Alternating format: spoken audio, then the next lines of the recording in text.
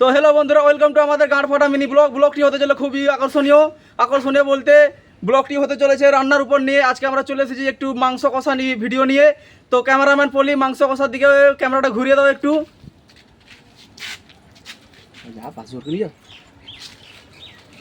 এই যে দেখতে পাচ্ছেন, এই যে মাংস বড় বড় লেগ পিস, পুরো গাঁড় ফাটা লেগ পিস, ঠিক আছে।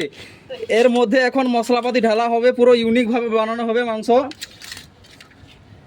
এই যে পেঁয়াজ কুচো দিয়ে দিলাম, পেঁয়াজ, টমেটোর, আদা, জিরে, মশলা টসলা সব দিয়ে দেবো, ঠিক আছে। মশলার নাম বলা যাবে না, কী কী দেওয়া হলো না দেওয়া হলো। এই যে গাঁড় ফাটা মশলা সিক্রেট সব ঢেলে দিলাম এখানে। ক্যামেরাম্যান একটু ক্যামেরাটা স্টপ করে দাও। তো হালকা পরিমাণ সরষের তেল দিয়ে দেবো। দেখতে পাচ্ছেন সরষের তেল হালকা পরিমাণ, মানে এখানে পুরো প্রায় যে যত দিতে পারে, কোয়ান্টিটি যেরকম থাকবে। আমার 5 কেজি আছে, তো দেখে বুঝতে পারছেন। এখন এগুলো একটু মাখিয়ে দেওয়া হবে, পুরো গাঁড় ফাটা মাখা হবে এখানে। দেখতে পাচ্ছেন পুরো হাইব্রিড লেগ পিস, ঠিক আছে। এটা ক্যামেরাম্যান খাবে। তো এখন আমাদের মাখামুখি চলছে।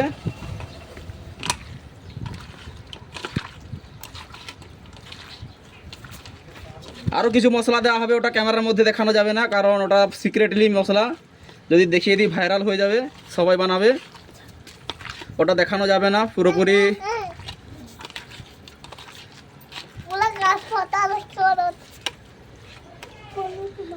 এরকম ম্যারিনেট করে রাখতে হবে প্রায় মিনিমাম 50 থেকে 60 ঘন্টা। তারপর আবার দেখা হবে 10 মিনিট পর।